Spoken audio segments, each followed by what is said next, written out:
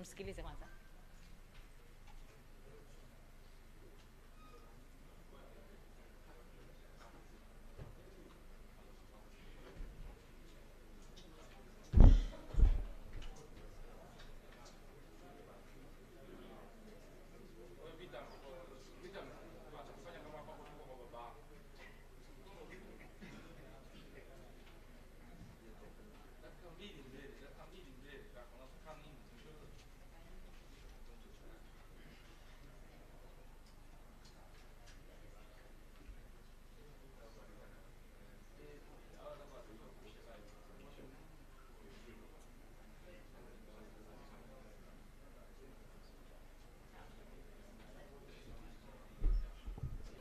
Karibuni, taongea Mr. Platinums. Baada ya hotuba fupi, tutakuwa na kipindi cha maswali na majibu. Baada ya hapo tutakuwa na opportunity ya kupiga picha. Karibuni sana. Jasper, naomba ufungulie.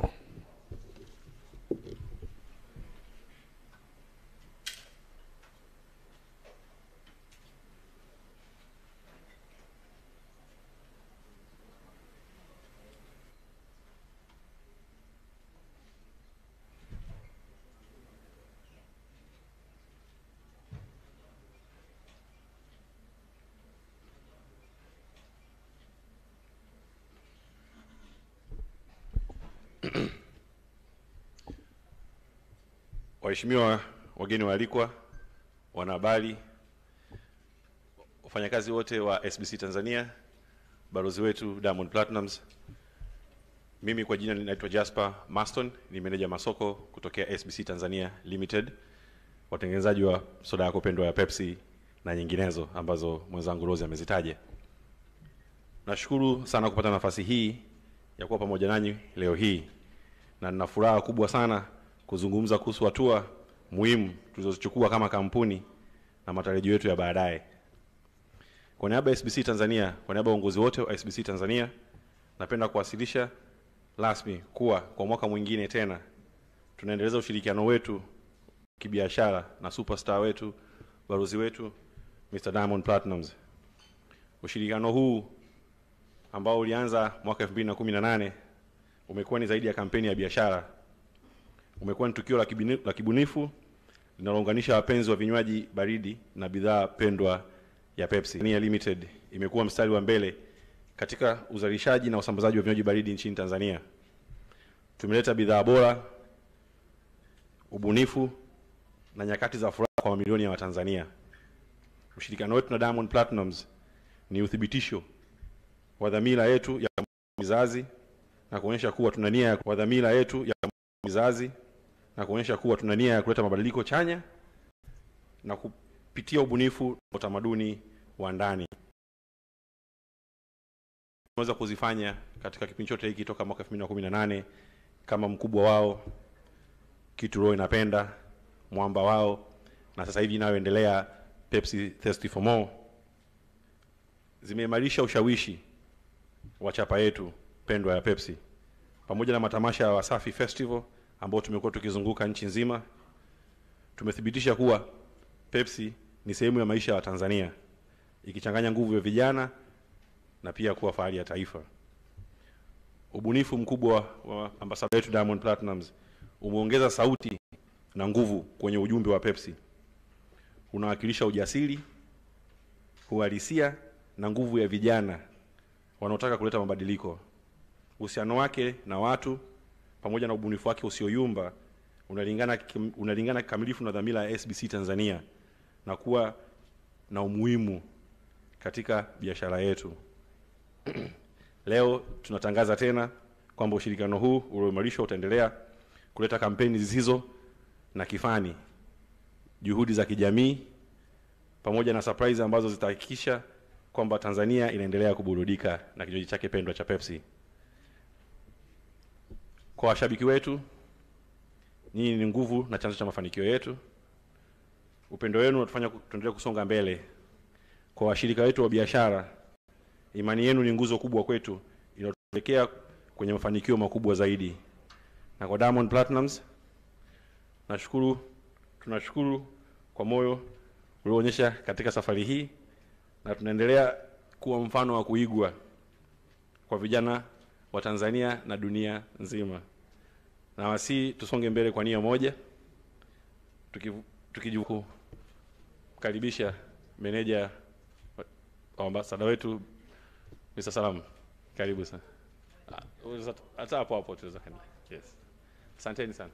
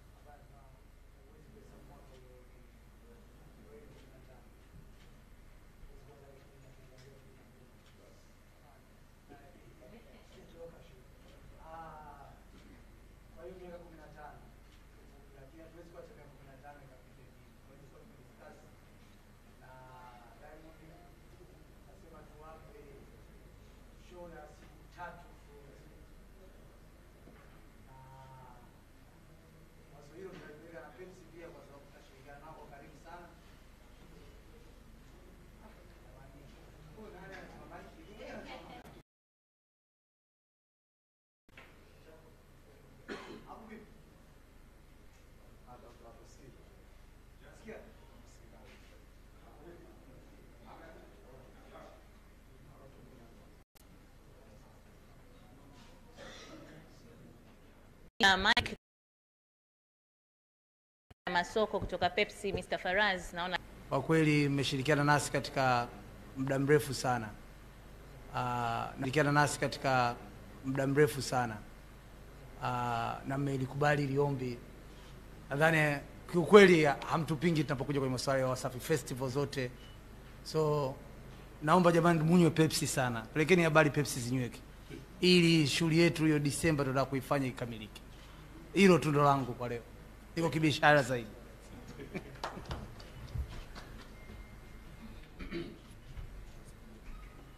tunashukuru Salam. Sasa jamani, naomba tumkaribishe balozi wetu. Sisi tuna furaha kubwa na tunajivunia sana balozi wetu. Karibu Mr. Diamond Platnumz. Hapo chini kwa sawa. Nashukuru sana kwanza wote kwa kufika. Mara nyingi kia tunapokuwa tuna press ya vitu mbalimbali mnakuja kwa wingi, na tunashukuru. Binafsi niwashukuru sana Pepsi. Tunafanya kazi sasa hivi kuanzia ukisabia kutoka mwaka 2018 mpaka sasa hivi takriban miaka 7. Natoka kwenye kuanza kwetu kufanya kazi, tumekuwa tukifanya kazi kwa mafanikio. Cha kwanza, hii inaonesha nafanya kazi na kampuni iliyokuwa sahihi, kampuni ambayo haiko tu kwa sababu ya kutaka kuchukua hela za wateja, lakini pia inajali utu, najua namna ya kuishi na watu. Ndio maana mpaka sasa hivi tuna miaka fika 7 tunafanya kazi pamoja. Lakini ukiacha hivyo pia nashukuru Pepsi kwa kuendelea kuamini katika sanaa.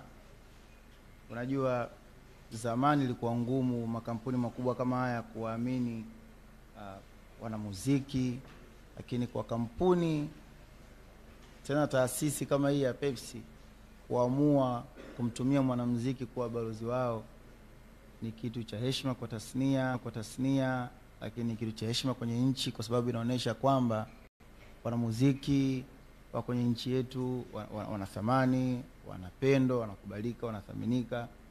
Lakini pia ni heshima kwa taifa kuonekana kwamba nchi hii haina wanamuziki wa hovyo tu.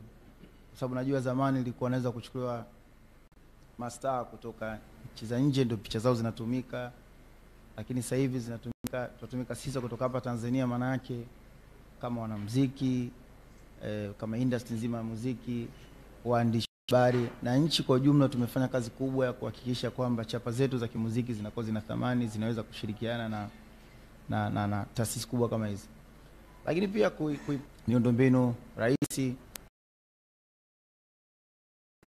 Na hata kama tungefanya muziki tungefanikiwa, singeweka pia miundombinu sahihi, pengine ingekuwa tabu kwa kampuni kama Pepsi kuwekeza hapa.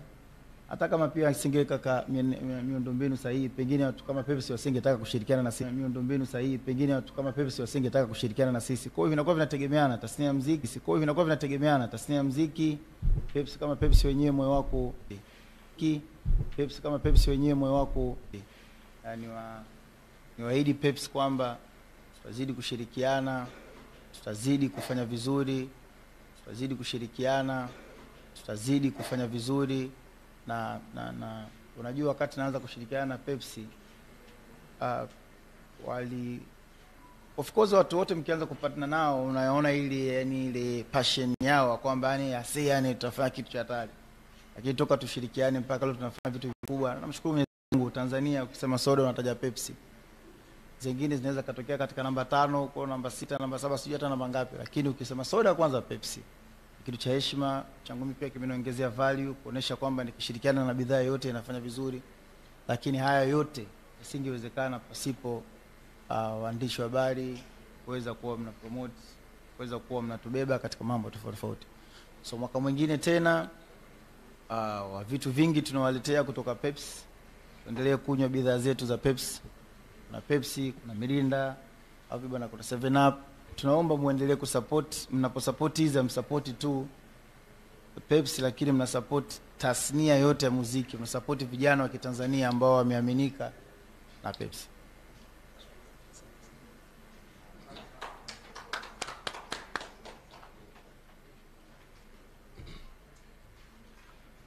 Sasa tunaingia kwenye kipengele cha maswali na majibu. Utajitambulisha jina lako, unatoka media gani na swali lako linaelekea kwa nani? Karibuni.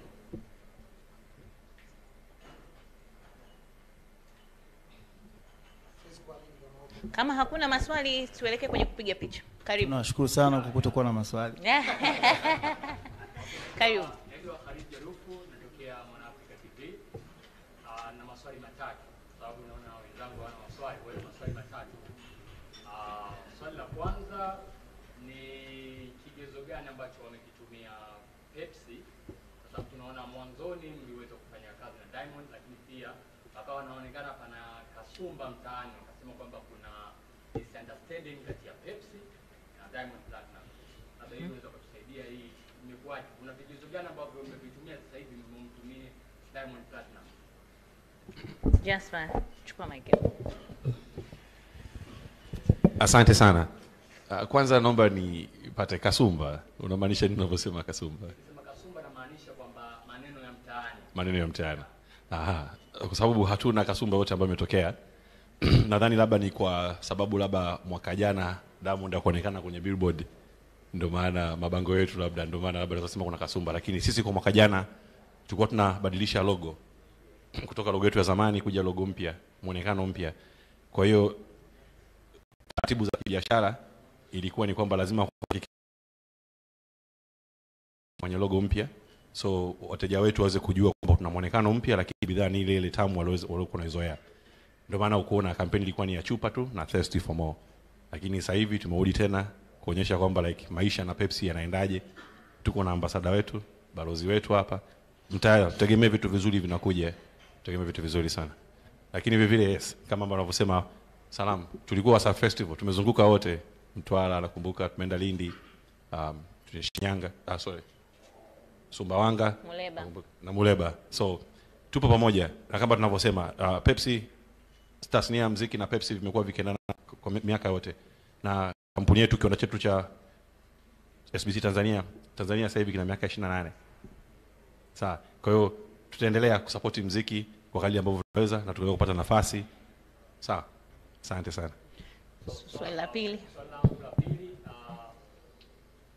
Nakumbuka siku za nyuma za nyuma. Tunakusikia.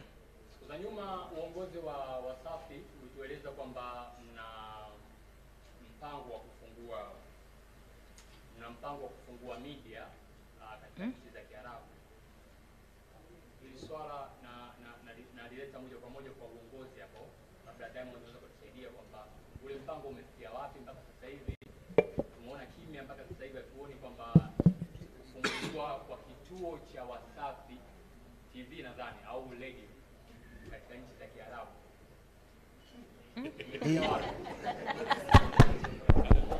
Yani taal arab yani asa siko Kiarabu umekisikia hiyo sikumbuki lini. Alituelezea mkubwa Fela kuna kipindi tukutana. Sasa unajua kama vijana tunakuwa tuna ndoto ya kufanya vitu vingi.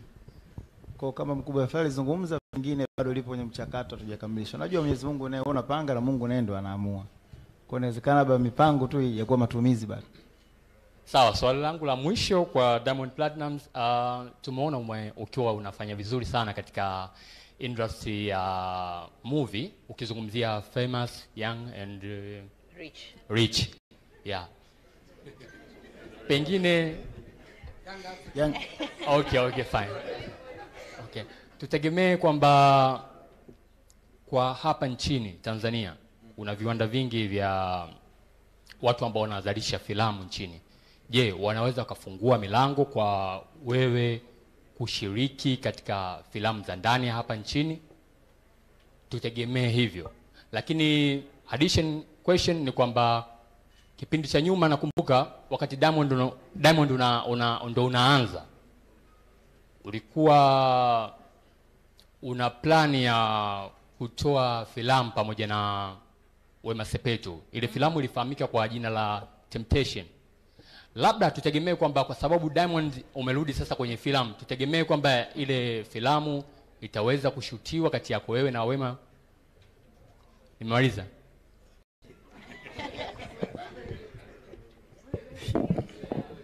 Nakushukuru. Unajua wacheza filamu wetu wa Tanzania wanafanya vizuri sana, lakini kidogo bado soko letu lina changamoto kwenye upande wa kifedha Tanzania. Ndio maana utaona kumekuwa kuna tamthilia nyingi ndio zinafanya vizuri katika vingamuzi mbalimbali, lakini nadhani bado kidogo kuna stability haijakaa katika movies za moja. Kwa hiyo maombi yangu na shauku yangu watu waendelee kuwekeza katika movies, isiwe tu kwenye tamthilia, kwa sababu tamthilia zinafanya vizuri sana. Ukiangalia na tamthilia zote zinakuwa za kwenye vingamuzi tofauti.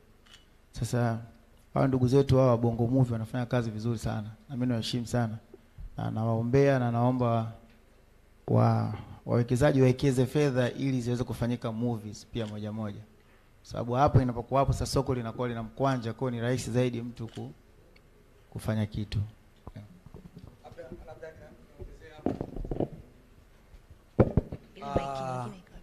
Naomba kitu kimoja tuelewane. Unapoona makampuni yanatoa ushirikiano mkubwa sana kwenye sanaa, nyie kama waandishi wa habari naombeni wapeni na nyie support ili waweze kutusaidia kwenye sanaa zaidi. Naomba nitumie nafasi hii kwa Pepsi kuwapa at least jaribuni kuweka product placement katika hizi series za ambazo zinazoendelea, muweze kuwawezesha zaidi. Unajua mnapoweza kuwawezesha zaidi tasnia nayo inakuwa, budget inaongezeka, wasanii wetu nao wanapata hela, umeelewa? Kwa hiyo kwa waandishi naomba na nyie muwe mnasisitiza makampuni, mkiona kampuni tu limejileta kwenye sanaa, naombeni muwe mnawashindilia mule kidogo ili at least waweze kutusaidia kufika mbele zaidi, sababu tuwe wigo la sponsorship liwe kubwa zaidi. Asante. Sawa, karibu dada. Tutakuwa na kaka pale na hapa kuna maswali matatu. Okay, chap. Naitwa Sarafina Jerry kutoka Rick Media. Kwanza kabisa hongera kwa Peps na Diamond Platnumz kutokana na muendelezo wa kufanya kazi, ni kazi imeonekana imefanyika. Hongera sana Diamond. Lakini pia sisi tunafurahi kuona unashikilia nafasi yako uliopo na unaendelea kwenda mbele zaidi. Tunatamani kuona kina Diamond wengi sana mtaani. kwa maana ya wasanii ambao wanaanza na wenyewe au wanafanya muziki na wao wafike sehemu fulani kama ambayo wewe umefika. Nilitamani kukuuliza wewe kwa sababu kwa vitu vingi sana kwenye muziki tunakutazama wewe kama Godfather. Kwa maana ya upande wa lebo niseme. Upande wa lebo imekuwa ikionekana wasanii wakitoka kwenye lebo mara nyingi. Sio wasanii wengi ambao wakitoka kwenye lebo wanaendelea vizuri, kufanya vizuri kwenye muziki wao. Mpaka inatafsiriwa kama lebo zinadumaza wasanii pengine. Pengine ni kutokana na malipo ambayo wanapangiwa wakitoka. Lakini kwa upande wa WCB imekuwa na historia nzuri kidogo. Harmonize alitoka na sasa hivi anafanya vizuri na yeye. Rayvanny alitoka anafanya vizuri. Na wengine tunatarajia watafanya vizuri kutokana na mfumo wa WCB. Kwako Diamond, unahisi lebo za Tanzania zinakosea wapi mpaka baadhi ya wasanii wengine wakitoka kwenye lebo wanashindwa ku-maintain status yao? Kwa mfano juzi tumeona Ibra na Harmonize walivyokuwa wakitupiana maneno mtandaoni na wewe ukaweka ngoma ya Ibra copy and paste. Ile ilikuwa na maana gani kwanza kwako, au ulikuwa unatamani uzungumze chochote kwenye ile situation? Kwenye lebo hapo, unajua kila lebo ina mipango yake na mikakati yake kwenye kuwafanya wasanii wao, na hawezi kuhukumu wala kulaumu lebo yoyote kuhusiana na wasanii wao wanavyoendesha. Lakini sisi kama Wasafi tunapomsaini mtu, tamanio especially kwa mimi, tamanio langu ni yule mtu afanye vizuri. Akifanya vizuri yeye, kwangu mimi inanitengeneza heshima kubwa sana. Kinacho nimemsaini msanii afu msanii akafanya vizuri kwa mkubwa, kwangu mimi ni heshima kubwa kuliko Thailand naoingiza yule msanii baba katika shughuli za kila siku. Kwa tunawekeza nguvu, akili, mawazo. Inaonekana tu kama msanii, lakini nyuma msanii lebo tunakuwa tunaweka the way mtu anapomwekea brand yako mbele. Kama mimi nadhani wengi wao wana mifano, nachaga shughuli zangu, page yangu inaweza kubadilika ikawa page kama ya msanii, kumnyanyua mtu kutoka sehemu fulani kufika sehemu fulani. Sasa sisi tumepata bahati moja ambayo namshukuru Mwenyezi Mungu katika kila msanii ambao tumemtambulisha kwa kazi tulioifanya, kushirikiana na yeye, waandishi wa habari na mashabiki, watu wamempokea vizuri, amefanya vizuri. Na kwa bahati pia nzuri wasanii wengi ambao kwetu sisi walikuwa wameanza kutoka kuwa independent walikuwa tayari washafika kwenye mafanikio mazuri. Kwa mtu anaona kama sasa hivi nilipofika sasa, lebo nashukuru, naomba sasa nianze kujisimamia mwenyewe. Kwa hiyo akitoka pale, kwa nini anaweza kufanya vizuri? Kwa sababu Wasafi sio tu lebo. Nadhani watu kitu ambacho wakijua Wasafi, nisema watu wakija pale kama wako pengine darasani, kwa sababu nawafundisha vitu vingi. Kuandika nyimbo, nawafundisha unakuwaje star, nawafundisha unatakiwa present vipi nafsi yako ukifika sehemu. Yaani msanii unatakiwa ufanye nini, usifanye nini. Kwa yale madogo ambayo kanjalia Mwenyezi Mungu anawaelekeza. Mengine sasa watachanganya na akili zao na baraka za Mwenyezi Mungu. Sasa hiyo kila mtu anashapata hiyo, sasa yeye mwenyewe anajua kabisa kumbe ukifanya hivi na kwa hiyo ukifanya hivi na kwa sasa wewe mwenyewe unaenda kuifanyia kazi. Na kila mtu anapoifanyia kazi ndio anakuwa kulingana na nafasi yake Mungu alombariki na mashabiki walompokea. Kwa baada hapo watu wanapotoka Wasafi, kumbuka wanatoka wakiwa tayari ni wanafanya vizuri sana. Sio wanafanya vizuri pale, wanaweza kwenda kujisimamia wenyewe na ile misingi tayari wanayo. Kwa hiyo baada pale wao wenyewe wanaweza kujiongoza. Hata kama mtu kitokea kidogo, kuna sehemu kasheki kidogo, inakuwa ni kidogo sana. Lakini kwa imani yangu mtu yote anayetoka Wasafi anaweza kufanya vizuri sana. Sasa hapo kwenye lebo zingine kwa kweli sijajua wao wenyewe wamekaje misingi yao. Sijajua wao wenyewe wanaendeshaje lebo zao. Na naheshimu kwa sababu kila mtu ana biashara yake, kila mtu ana taratibu zake. Ila kwa taratibu za Wasafi sisi, hii msanii anapokuja na mimi siwagi mtu fanya ambaye labda nampa mtu nusu nusu kwa sababu nataka mfanye msanii wangu afanye vizuri. Kwa hiyo namuelekeza, sikiza, unatakiwa ufanye hivi. Kuna mambo haya msanii hawezi kuiti tu kwa hivyo, lazima ufanye hivi. Ukitunga nyimbo lazima ufanye hivi, usifanye hivi. Watu wengi nje wana imani yao, wanazaniaga mimi ni wasanii sio kuandikia nyimbo. Mimi nimeandika nyimbo za wasanii wengi ambazo nyinyi hamjui. Wasanii wengi wa Wasafi, kila mtu akija pale kuuliza mimi na yeye nani kamwandikia mwenzie nyimbo, kana watawaambia. Unaweza kutupa mifano? Sio vizuri. Ila nyingi sana. Ni kana wao sio vizuri kuzungumza kwa sababu nakuwa kama hapa. Na kitu kimoja ambacho watu wakielewi, hata wengine sio Wasafi pia. Sometimes wanaga wenyewe wanazungumza. Yaani mimi niko tu hivyo. Siwezi nikafika studio nikakuta nyimbo yako kuna sehemu iko safi nikakuacha tu hivi. Nitakusaidia alafu nitaacha. Muona kwa ukisema usiposema sitaki kwenda kuzungumza miongoni mwa vitu ambavyo nadhani watu wengi wavifahamu. Nadhani yani mimi strength yangu imetokana kwanza na kuandika. Yani mimi kama mwanamuziki, mimi sio mwanamuziki tu avoko. Sio mwanamuziki wa hivyo. Yani mimi nikishika peni naweza kuandikia nyimbo yoyote, naweza nikakuandikia bolingo, naweza nikakuandikia R&B, nikakuandikia kibao kata, nikakuandikia hip hop, nikakuandikia mapiano.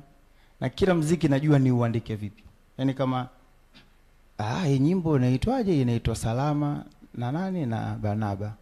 Hapa nimeachana na mtu, ngoja nimshindilie maneno ya lawama. Yani unajua hivyo. Ikifika kwenye piano siwezi kuandika kitu cha serious kwa sababu piano haitaki vitu serious. Unamletea serious nani kwenye piano?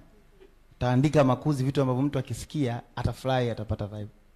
Sasa kutoka kwangu ukiandika nyimbo ya mapenzi ya kuumizwa, nitaandika nyimbo kama Kamwambie. Nataka nyimbo ya maisha, nitakuandikia nyimbo kama Yatapita. Na ukikaa na wasanii wote hao, wewe zungumza nao tuambie Diamond kwenye sekta kuandika yuko vipi. Sipendagi kuzungumza. Sasa watu ukitoa sana nyimbo zile za mapiano au nyimbo za mipinduko, imani zao zinaona kama huyu sio mwandishi. Huyu IQ yake imeisha. Kwa sababu sometimes ukiona mtu anaongea anaweza katia verse kama nyimbo ya Barnaba kuonesha kama mkae mbali na mimi. Sio, umeelewa? Na muziki, kila muziki kuna namna yake ya kuandika. Alafu watu wanakaaga wanajidanganya, unajua Diamond yani amefocus sana kwenye biashara ndio maana. Mimi sifari kwa sababu biashara, kwa sababu nina talent. Kitendo cha mimi kisikia biti ya Koma Sava, nione tu nikuandikie salamu, maana yake nimetumia IQ kubwa sana. Bonge fika wewe ungeanza kujieleza, unajua kusalimiana vizuri, jamani tusalimiane. Ila kwa sababu mimi na IQ na nina talent, ingefika pale na kusalimia tu how are you, kunjani. Kwa hiyo ukiona una kama ni chepesi, sio chepesi kile. Talent. Ukiona ingefika kwenye show nitakuandikia, yani hicho ndio kinachoita talent. Yani sasa mtu uko nje wanapotoshana kwamba unajua mfanya biashara, sio biashara, mimi na talent. Kwa ninaweza kuandika muziki wowote na nikacheza nao muziki wowote na nikatengeneza hit. Na ndio miongoni. Yani hiyo ndio kwanza, hiyo ndio sila yangu kuu kwenye maisha yangu ya muziki. Haya mambo mengine yote ni mbwembwe tu. Ndivyo unacheza utafanya. Hizo ni madagaje ya kutengeneza ukubwa wa fedha. Lakini sila yangu kubwa ni kuandika nyimbo. Naweza kuandika nyimbo ya heartbroken. Sio nyimbo ya mapenzi. Nyimbo yoyote. Yani ndio sila yangu kubwa. Kwa sasa ilivyo nilikuwa naweka vitu vile hapo clear vitatu. Cha kwanza, wasijidanganye kwamba mimi nafanya vizuri kwa sababu eti nawekeza kwenye biashara. Kila mtu anawekeza. Ila mimi talent yangu na IQ yangu sio ndogo kwenye muziki, ni kubwa sana. Weka sikiza nyimbo zake, nyimbo unayoiona. Hata ukiona nimeandika kama makuzi, sio makuzi yale. Unashangaa tu nyimbo watu wanacheza wazungu, wanafanya nini, show labda wana eti shuku.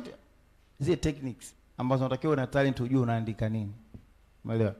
Haya, kwa kuna hivyo kwa wasanii wanapokuja pale kama lebo, jukumu langu mimi kwanza napenda kusaini wasanii ambao wana talent wao wenyewe, waweze kuandika nyimbo zao. Na mimi Mungu kanibariki, wasanii wangu wengi wasaini wao wenyewe wanakuaga wanajiweza. Kwa kifika pale mimi nawapa misaada ya kwamba wanawezaje kuwa Msudi Nondo. Yaani usiwe tu msanii wa kawaida kwa sababu kwenye soko watu wengi wanatoa nyimbo ambazo nao nyimbo zao ni nzuri, lazima uheshimu nyimbo ya kila mtu. Kwa hiyo unapotoa, ili maneno asiwe mengi, hakikisha unakaza kwenye hichi. Hakikisha hapo unaweka hivi. Ndio inakuwa hivyo. Kwa mtu akitoka Wasafi anakuwa sio tu lebo, ni shule, ashajua namna kujibrand, ashajua namna ya afanye nini, akikutana na mic azungumze nini, inakuwa hivyo. Sasa kwa wengine wao sijui wao wanaendesha vipi taratibu zao, na naheshimu na sijui mambo yanaendaje. Okay. Nitakuwa na maswali mawili ya mwisho kutokana na muda. Kwanza kabisa natamani kukuuliza kuhusiana na hili kwa sababu uliliweka wazi na wote wanalijua, mahusiano yako na Zuchu. Kuna muda tulikuwa tunadhani Diamond anaweza akawa amefanya makosa makubwa sana kuweka wazi mahusiano yake na mfanyakazi wake, tuseme msanii wako kwenye lebo. Baadaye tukaona umeahidi kwamba utamuoa Ramadhani ikipita, lakini watu wanakuangalia tu kwa okay, Diamond alituahidi ataoa, lakini kaja kutoa tena ngoma kuna kule ndani inaonekana kama anasema maneno ya kurudishiwa barua na nini, watu kama wana connect dots. Kwanza kabisa, kuna regrets zozote ambazo unazo kutokana na kuweka wazi mahusiano yako na msanii wako? Lakini pia swala la ndoa, sisi tunatamani tuone mnatuheshimisha kwenye hii Bongo Flava kwamba alikuwa na mahusiano na msanii wake na walifanikiwa kuoana. La kwanza. La pili, natamani kujua kama sisi tunakuona ukiwa na hali nzuri muda wote, hatujui maisha yako behind. Nimesikia story kuhusiana na msanii mmoja kutokana na kazi zake na nini, distribution company walimdhulumu na vitu kama hivyo. Ana depression sana. Natamani kujua Diamond, ambaye tunakutegemea utufikishie muziki wetu mbali zaidi. Kuna kipindi ulipitia depression, labda pengine watu walikuwa wafahamu, ulikuwa na kipindi kizito sana ambacho kilikufanya pengine usiwe kawaida kama ambavyo tumekuzoea. Lakini sisi hatujui, tunaendelea kukudai ngoma, tunaendelea kukudai uonekane sehemu fulani. Kuna kipindi kizito kama hicho umeipitia? Katika maisha ya mwanadamu yote ambaye ana ndoto, ana akili, ana malengo, lazima kuna nyakati nzuri na nyakati mbaya. Kwa ni kitu cha kawaida tu. Nadhani sisi miongoni mwetu wote hapa, kazi zetu hizi ambazo tunataka tufike hatua fulani, lazima sometimes zitatuvuruga. Sasa wewe unaichukuliaje mwenyewe inapokuja hiyo? Unaichukulia kama depression au unaichukulia kama Mwenyezi Mungu kuna kitu anakuongoza? Mimi katika maisha yangu sijawahi kujuta kitu, sijawahi kupata depression, sijawahi mimi likija jambo lolote tunaona kama hii jambo lina sababu na lazima nilipokee na ligeuza kuwa fursa. Kwa mfano, nakupa mfano, wakati sisi tumepata kipindi kile kwa almost media zote zilikuwa zicheze nyimbo zetu. Naenda pale tukaekewa, tukapata changamoto na watu fulani wakatengeneza mambo ambayo wakajiorganize kwa nyimbo zetu zichezwe. Sasa ningekuwa na akili mbovu ningeamua kuchukua kama depression. Sasa nimechanganyikiwa. Si tukaona kama wametubania, tutafute namna tufungue chombo chetu. Maki fursa ni Mungu anakupa fursa. Tukabadilisha ikawa fursa na Mwenyezi Mungu anabariki. Sasa hivi tuna chombo chetu ambao tukiwa tuna agenda zetu tunapitisha hapo. So ni namna tu maisha mtu kuyachukua, kwa sababu ni kitu cha kawaida. Ukiangalia kwa kila mwenye imani, Muislamu, Mkristo, mitume yetu wenyewe wamepitia mambo kibao. Kwa ni kitu cha kawaida tu. Na mimi nawashauri vijana wenzangu, unapokuja tatizo usilibebe kama tatizo. Yaani chukua tu kama ni kitu cha kawaida, ni fursa, angao unapinduka nao vipi. Kwa hiyo kwa sababu hii press sasa sio ya mambo hayo, sio vyema kuzungumzia. Nilikuwa naomba jamani pia msisahau kwa nini tuko hapa. Kwa hiyo tunaongelea kuhusiana Pepsi na Diamond. Asante kwanza kwa kunipa fursa hii. Mimi naitwa Gabi, Mtanzania kutoka Global TV. Kwanza hongera sana Platinum Diamond kwa kazi nzuri ambayo unaifanya kila siku kwa kuaminisha dunia kwamba Tanzania tuna vipaji vikubwa sana. Lakini pia hongera kwa Pepsi kwa kuendelea kumwamini Diamond Platinum. Swali langu la kwenda kwa Diamond, wewe ni balozi wa makampuni mbalimbali, of course makampuni ya vinywaji. Huku kuna bia, huku kuna soda, kwa maana soda ya Pepsi.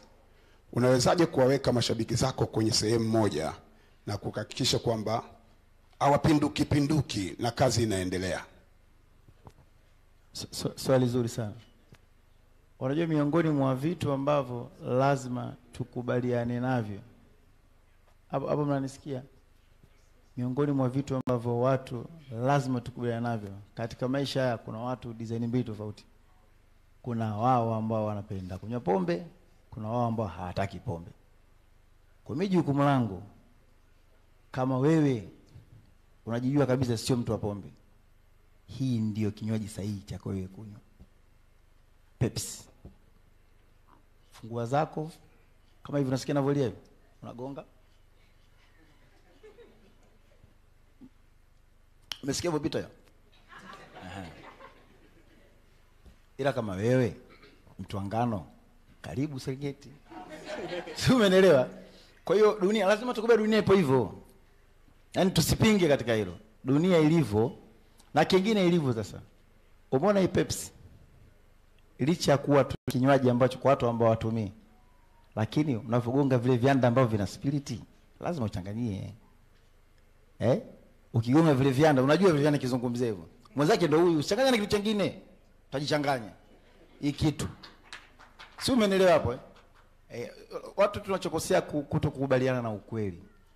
Lazima kubaliana na ukweli. Kuna wanawake, kuna wanaume, kuna warefu, kuna wafupi, kuna wembamba, kuna wanene. Useme toto tu wanene, sasa hiyo haiwezekani. Mungu hajaumba watu hivyo. kimsingi ni kama nakaba kote kote. Safi. Mimi naitwa Vido, natokea IOTV Miladayo Clouds FM Amplifier. Swali langu kwanza naanzia kwa Pepsi. Diamond wakati anaongea amesema ya kwamba ilikuwa sio rahisi zamani kwa brandi kubwa kama za vinywaji za Pepsi kumwamini msanii na kumtumia, si ndio? Sasa hivi imekuwa rahisi kupitia Diamond tunaona. Je, imani yenu kwa wasanii wengine wachanga, wasanii wengine ambao wanafanya muziki mzuri una trendi na wana fans wana namba kubwa sana hapa Tanzania kama Singeli, kuwatumia kwenye brand ya Pepsi, kwa sababu wanywaji wa Pepsi ndio hao wa Tanzania, ndio hao watu wa mtaani. Je, kuwatumia wao, kuwapa nafasi kutumia brand ya Pepsi wakaonekana zaidi? Lakini la pili hapo tulishakumuuliza Diamond kuhusiana na issue ya kupata collab na baadhi ya wasanii ambao wanatumiwa na Pepsi duniani, na hilo nyuma mliliongelea, lakini so far mpaka mnaendelea kufanya kazi na Diamond hatuioni hiyo. So mipango yenu ikoje kwenye kuwashirikisha wasanii wakubwa, wachezaji wakubwa na mastaa wakubwa duniani ambao wanafanya kwenye Pepsi, kumuona Diamond naye pia huko, au hata wasanii wengine kutokea Tanzania kwenye collab hizo? Hilo ni upande wa Pepsi. Nikirudi, nimefurahi kumuona Salam na Diamond leo, wameonekana vizuri kabisa baada ya story waligombana na nini. Labda kama Diamond atapenda kuliongelea ilikuwaje na wamemaliza vipi, kumanage wao wote wana radio, Diamond ana radio, Salam ana radio, wanawezaje kufanyaje kazi kwenye hiyo, watu wanavyogombanisha mitandaoni wanafanya vipi? Maswali mazuri sana. Nikianzia kwenye Pepsi pia nitawajibia kuna kipande kidogo. Unajua uhalisia ukweli, sisi tuna tabia moja, unapopata nafasi yoyote lazima ikazae matunda. Lazima ukazae matunda, kwa sababu sio tu kwa sababu unajua kuna wachezaji, sio kwa sababu unajua kuna muziki ukataka umefanya kazi na Pepsi leo, kesho uingie pale, umejiandaa. Unajua hivyo sisi tunapendaga kama tukikutana na mtu fulani, tukifanya project iwe ni yenye mafanikio. Kwa hiyo ni kuambia ukweli wa haki kabisa, wachezaji, wanamuziki, hizo access zote sisi Pepsi wametupa sana. Labda niwaambie partnership yetu sisi na Pepsi. Pepsi mimi washaniambia paka ni wanitengeze cheni ya Pepsi kabisa. Na sio hela ndogo, hela nyingi sana. Cheni za almasi, hela nyingi inakuwa. Kwa hiyo kwenye access hizi ni kitu kidogo sana, lakini lazima tuzitumie katika namna ambazo baada ya kuzitumia zilete matunda.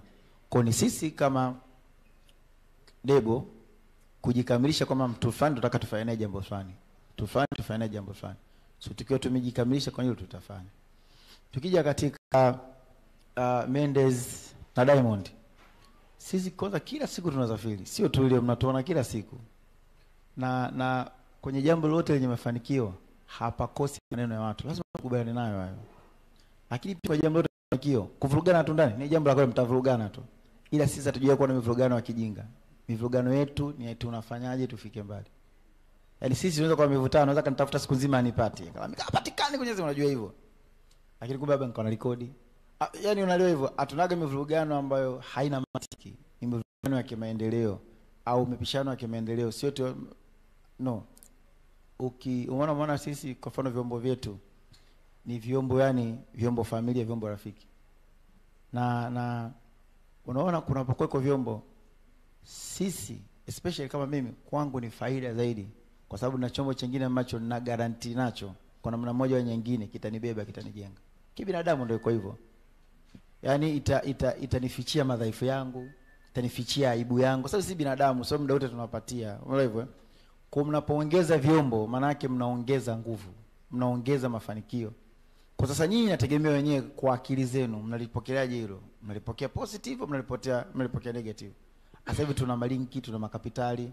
Yaani ukifika pale, washaona mimi kiingia linki pale kama nina Isa. Wanajua pale nikiingia. Yaani cha nyumbani. Kwa meneja yake hapa. Sio mimi kwa makini. Ikifika pale, yani the way wanavyonipokea, the way, unaelewa hivyo? Tunataka mafanikio, tunataka kubadilisha mitazamo ya watu, waelewe kwamba mafanikio yanajengwa kwa nia chanya za watu wa pamoja. Kwa sababu hapo nyuma tumetengenezewa sana mazingira kwamba mtu akifanikiwa chake akajenga asikwambie.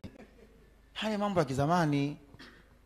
Ndugu yangu, kama wajenga niambie, kama na cement nikuchangie, au kama na ushauri nije kwako nipate. Kwa sisi tumeamua kwenda dunia sasa inavyoenda, na Mwenyezi Mungu anatubariki, tunafanikiwa vizuri sana.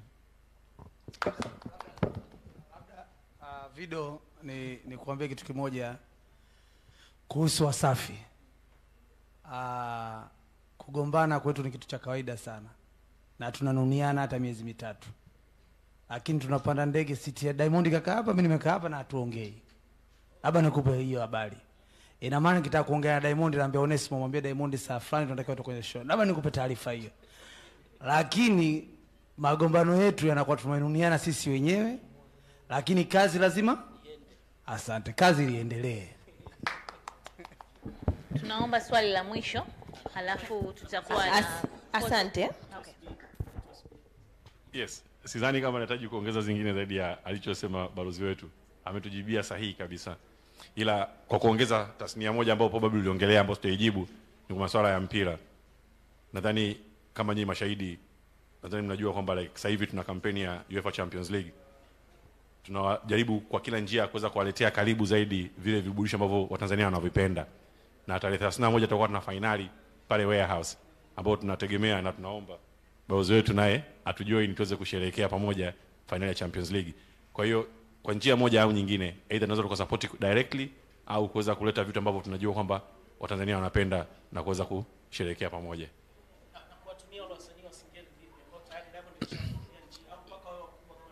Sasa okay, so nadhani ukiangalia mwenyewe hata historia ya Pepsi, maambassador ambao tumekuwa tukatumia ni ambassador ambao ni A-list, yani kuanzia Michael Jackson na kuja kina Beyonce, Tanzania tuna Diamond Platnumz. Kwa hiyo hii iwe ni challenge kwa wasanii fika level hii.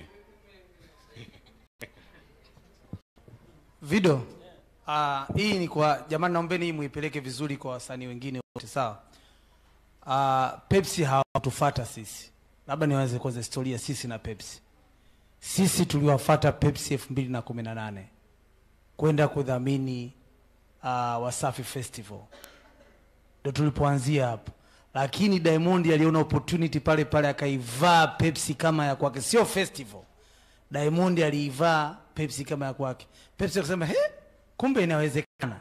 Kwa mimi nadhani kuna vitu ambavyo tengenezeni management za uongozi wa wasanii. Sio tu msanii anafanya vizuri, je, delivery yake inaenda? Mlewa, tengeneza kampeni yako, peleka proposal, muone hapa.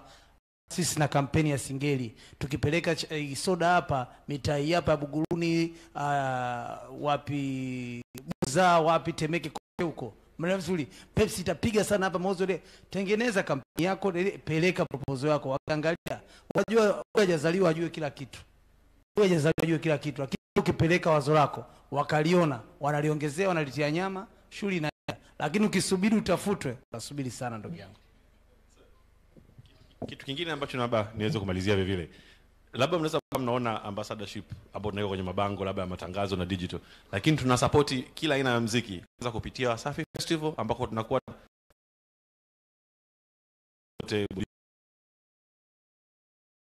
karibia kila wiki kuna event inafanyika either Dar es Salaam, Mwanza, Mbeya, Dodoma ambako kote tunahudumia.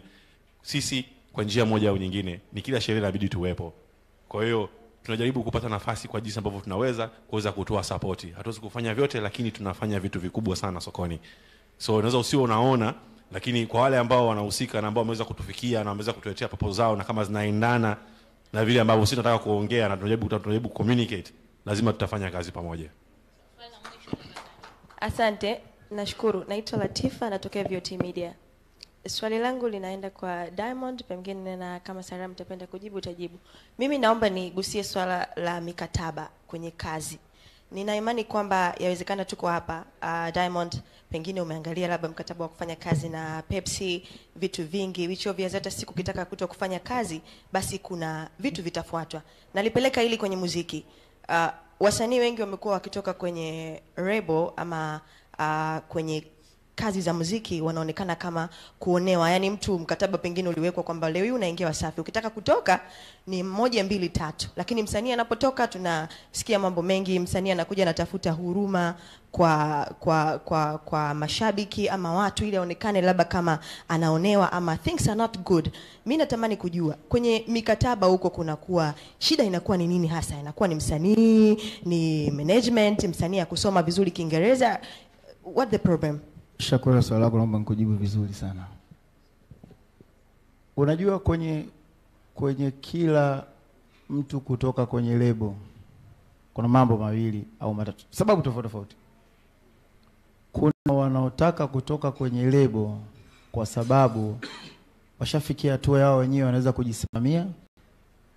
Kuna ambao wanatoka kwenye lebo kwa sababu lebo haiwawezeshi. Sio, umeelewa hapo? Kuna wanaotaka kutoka kwenye lebo kwa sababu lebo haitimizi wajibu wake, haiwawezeshi wasanii. Kwa sababu kama sasa ndugu yangu, kama tumesema tumekubaliana hivi na hivi na hivi, lakini ufanye hiki na hiki, basi kwa vipi mimi nitoke? Lakini kuna wasanii ambao wakitaka kutoka, wanatoka kwenye lebo kwa sababu kwenye mafanikio makubwa, wanaona sasa ilipo bana lebo, mimi nashukuru tumeishi vizuri, sasa na mimi nataka nikaanzishe changu mimi mwenyewe. Sasa kati ya hao watu wote wawili, na mikataba yote ya lebo ina haki ya mtu anaotaka kutoka. Sasa inapofikia hatua hiyo, inatakiwa yule kulingana na situation yake kuongea na jopo lake la wanasheria. Hapo inakuwa hamna masuala ya uonevu, hamna kuonewa, hamna, ni makubaliano ambayo yameingia. Kwa kama unahisi lebo ukutendee haki, chukua na sheria wako, nenda mahakamani au nenda BASATA, lakini mkataba wafanye hivi. Kwa mimi natakiwa niachiwe hivi kwa sababu alishindwa kufanya hiki na hiki na hiki. Na wewe ambaye ushaona mafanikio makubwa, ushatengeneza fedha, pia una haki ukitaka kutoka. Bwana, tulikubaliana mimi nishapata mafanikio, nikitaka kutoka natakiwa nilipe hiki. Sasa nimefikisha hiki, naomba ni kilipe hichi ili niweze kufanya kazi yangu pembeni tofauti. Unajua, kwa bahati mbaya zamani, nitakwambia ukweli, zamani hata nchi na walikuwa wanaongoza hawakuwa wana pengine kujua uhalisia sana wa kwenye mziki unafanyaje, kwenye in terms of watu wanaweza kufanya nini, akafikia wapi, akapata nini na nini na nini. Kwa hiyo ilikuwa kama viongozi wakisikia kuna mwananchi analalamika, lazima waone kwa nini huyu anaona. Afunguka walalamikio wanakuwa ni watu ambao majiant, kwa sababu si ndio lebo sasa. Kwa lazima serikali au viongozi waone kama mbona anaonewa. Lakini tunaishukuru serikali, na hii ni wapongeze sana, kwa sababu mimi ni miongoni mwa watu ambao nilikutana na hizo mwanzo na nilitumika kama mfano bora wa kuzungumza nao na kuelewesha kama jamani, biashara zetu zipo hivi na hivi na hivi na hivi. Kwa kuna mtu kutoka kwenye hivi, kuna mtu kutoka kwenye hivi. Kwa mtu akija, msikilizeni muone kwamba na nyinyi mmeangalie kwa utokaji wa huyu, hapana, mwenye haki ni huyu. Kwa amekuwa akisaidia kuendesha hayo vizuri sana. Akai tu serikali upande mmoja, eti kisa umekuja msanii unataka kutoka kwa utoke, hapana, hivyo. Sasa ukienda kama pale BASATA na especially kama Dr. Mapana, na nampongeza sana, ni mtu ambaye anaelewa sana mambo ya muziki. Ni mtu ambaye anaelewa mikataba na biashara ya muziki. Kwa hiyo ukifika pale kulingana na uhalisia wako, either kama msanii ana haki, msanii anapewa haki yake. Either kama lebo ina haki, lebo inapewa haki yake. Lakini miongoni mwa vitu ambavyo nchi lazima watambue na wafahamu ni biashara. Yaani watu wakishaingia, either mtu unajua sasa msanii unajua kitaka kusaini mara kwanza anakuwa yeye atakusaini tu. Si tusharudisha watu mara kibao pale. Chakuja mtu anataka kusaini, mimi ni saini tu. Kaleta familia yako, hata mzazi wako. Si pala Wasafi paka tunawarekodi kabisa sasa hivi mtu. Mimi na bibi mkubwa wake kwa pembeni. Fulani bin fulani nimesaini mkataba huu. Nimeridhika, nimeusoma, nimejilizi. Na mwanasheria wao kwa pembeni. Ili baadaye mtu asiseme kama unajua hivyo kibinadamu. Lakini uhalisia ni kwamba inakuwa ni mikataba ya kibiashara, na zile kama lebo kimsingi na ukweli wanakuwa unajua mtu lake angeweza kuipeleka baba kwenye kulima mahindi, kwenye kuvuna mchele, lakini mtu anaona kama wacha niekezee kwenye muziki. Kwa sasa naye sio kwa sababu kawekeza akawa pia ana makosa anafanya, afu msanii akitaka kutoka au akitaka kuleta bilingi amuone msanii ana tatizo, hapana. Kwa sisi kama lebo tunatakiwa tufanye majukumu yetu. Na mimi nikiudi sasa, sisi kama wanamuziki tunatakiwa tufanye majukumu yetu. Ili inapofikia tu kama mkataba kila mtu anataka kuchukua njia yake, taratibu ifuate. Kama lebo anatakiwa kumlipa msanii au kama msanii ataka kulipa lebo, then kila mtu maisha yake ishi vizuri. Sasa pia wananchi wanatakiwa walielewe hilo.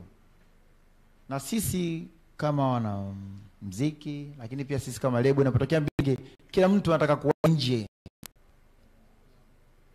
Unajua hivyo, kama unataka kuwa nje onekana, unajua hivyo kibinadamu, unajua kibinadamu tunataka kuonekana yeye upande wake ndio kaona na mimi niko sawa, mimi niko sawa.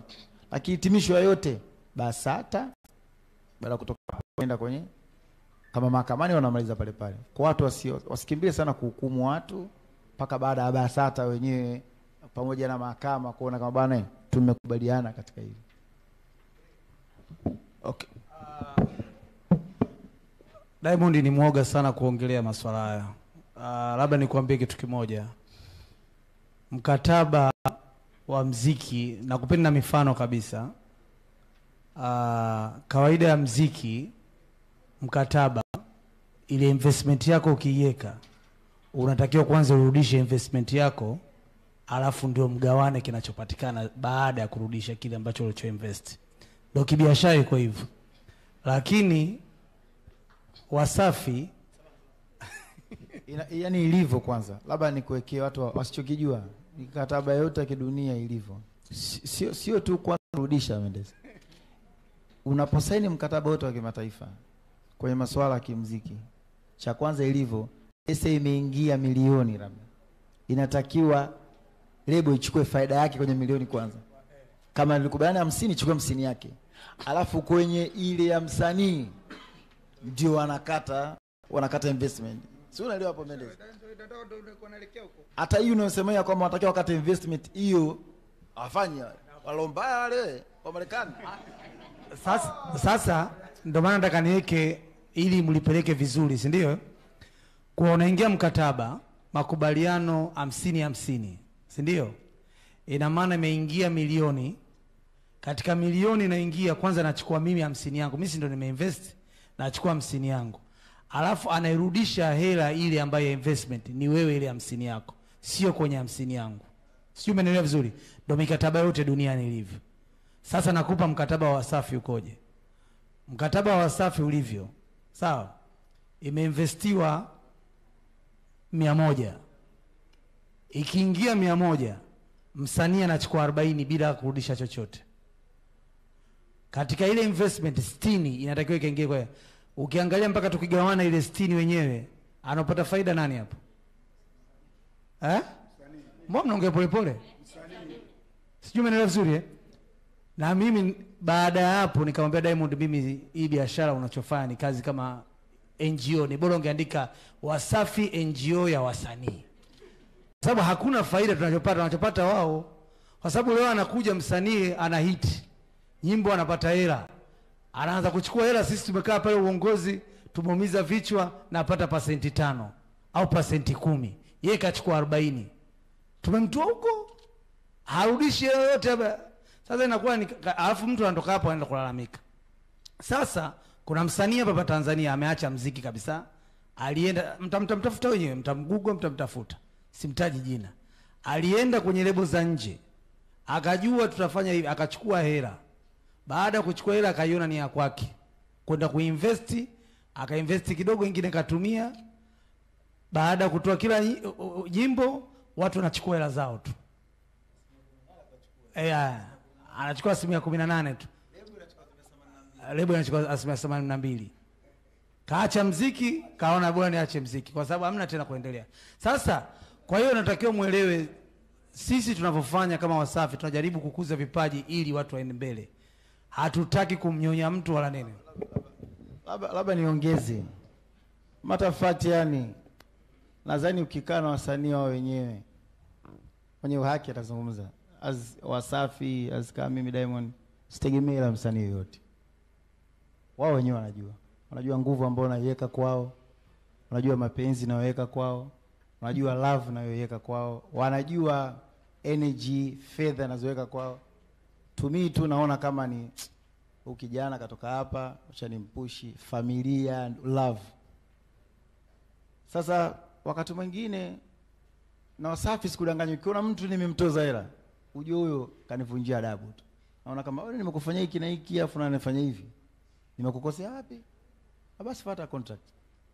Lakini watu wote ambao sikuishi nao, yani mtu ambao, kwa sababu mimi sitegemei hela ya wanamuziki wa lebo. Wao wenyewe wanaelewa.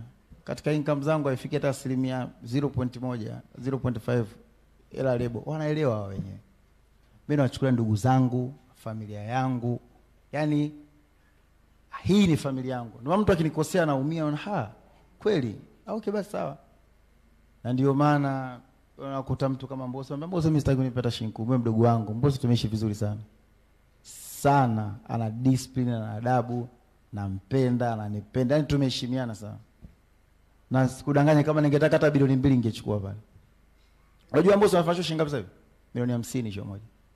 Kwa katika milioni 50 kama nina 60 pena na maya langu pale milioni 30. Na kiasi kusomona na show.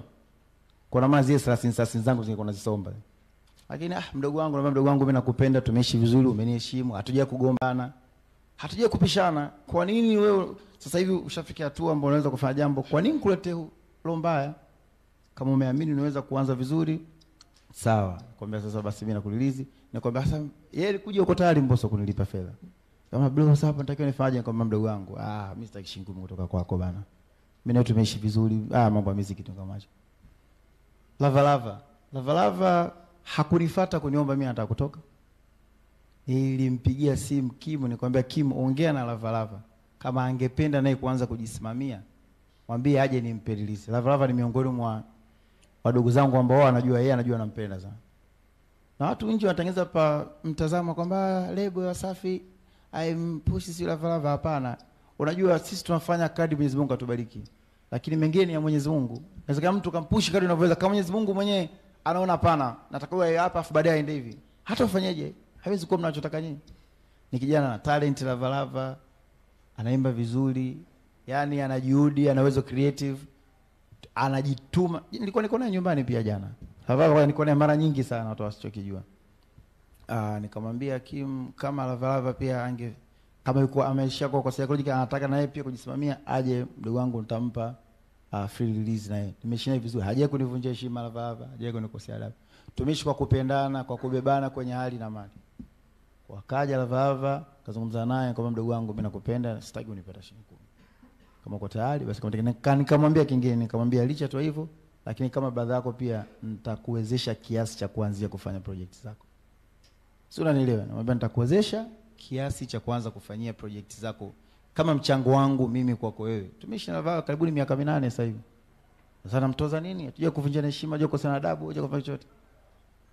Sasa wasanii pia hiyo waangalie, unajua ilivyo makubaliano ni namna ya kuishi tu watu. Alafu tu mikataba sio issue ya big deal. Ila ukitaka kujifanya wewe kibri, watakuleta jeuri. Ndio inakuwa ipo hivyo tu. Basi, kwa hivyo. Tunaomba tarehe 31, si ndio? Yes. Warehouse pale. Tuje kuangalia. Chagueni mimi timu yangu Inter Milan kabisa, tusumbuane. Wale wa Arsenal sijui na nini 80. Maana na nyinyi PSG mtajua. Arsenal tushatolewa. Na swali kwa SBC. Yes. Na swali kwa SBC. Ndio. Yes. Okay, swali langu ni kampuni zote kubwa zinakuwa zina zile asilimia chache ambazo zinaitoa kwa ajili ya jamii. Ile corporate social responsibility mmekuwa mkifanya hivyo bila shaka, lakini pia kwa upande wa WCB wamekuwa wakifanya hivyo kupitia wasanii, lakini pia kupitia kampeni zao ambao wamekuwa wakizifanya. Mimi labda kwa maoni yangu, kwa sababu Pepsi mmekuwa mkinufaika na wasanii, lakini pia mmekuwa mkifanya kazi na Diamond kwa ukaribu mkubwa sana, lakini pia Diamond amekuwa akinufaika na brand kama hizi. Amoni sasa labda kwa ushirikiano wa pamoja kupitia fedha kama zile mkaja na academy ambayo itatatua matatizo mengi kwa wasanii, ambayo kutoka labda kuna crash course kwa pamoja mkaja na academy ambayo labda itakuwa ni ya Pepsi lakini pia WCB, ambayo itakuwa inatoa crash course kwa wasanii ambao mara nyingi hawawezi kurudi shule wakasoma mifumo ya muziki unaendeshwaje duniani, system zikoje. Hawaelewi hayo. Kwa hiyo wanaendelea kuyafanya haya, yanayafanya kwa sababu wengi hawayajui na sheria hawajui, wanaanza kutia huruma. Kwa hiyo amuone sasa huu ni wakati, kama mnaendelea kuinvest kwa A-list ili mwapate A-list wengine duniani, we need to invest in music. Asanteni sana. Asante, naomba nikujibu hilo. Sisi kama SBC tunafanya a lot kurudisha kwa jamii. Tuna different activities tunazofanya na wasanii wetu, kuanzia kusapoti kuanzia kwa watoto yatima, kwenye kuchangia madawati kwenye shule na kampeni mbalimbali. However, sisi tunafanya kazi karibu sana na WCB na huwa tunategemeana ratiba zetu. Kama Mungu atatujalia tunapoelekea mbele, tunaweza tutachukua hilo kama ni wazo na tutalifanyia kazi. Asante, naomba tupige picha. Asanteni sana. Nilikuwa naomba kuweza kumalizia hii sherehe yetu ya leo. Tunaomba tumkabidhi kidogo ambasada wetu zawadi ambayo tumemletea. Ningeomba mkuu wetu wa masoko Mr. Faraz I present kwa ajili yetu, tutapiga picha pamoja.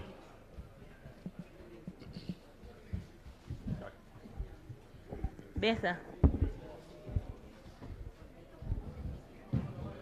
Bwana, hii ni jaketi yetu mpya ya lebo yetu mpya, na kama tulivyosema ndo sasa tumeanza tena kazi yetu ile ya, kama unajua ndo ambassador wetu, ndo representative wa brand yetu.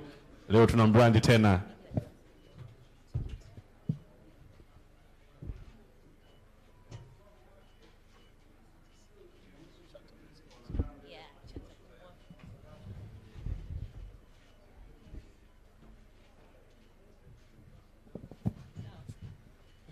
Jamani, to enjoy Pepsi.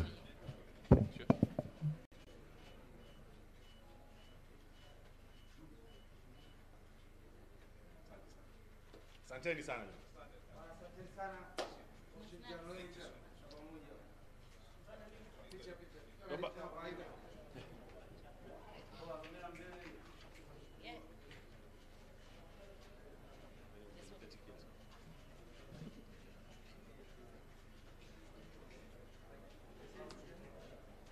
Bwana patia yote Pepsi ili na tuna snacks pia. Chakula pale kidogo jamani. Okay, bili yangu. No problem.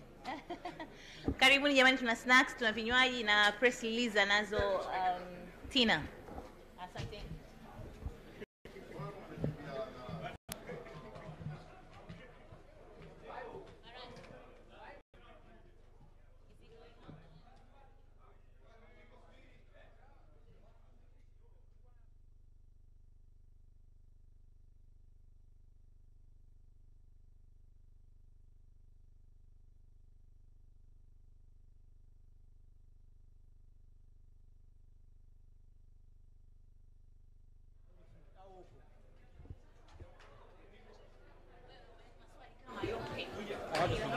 Watu sana nini wanaugwadwa kuuliza. Hapo baadaye ulize Pepsi.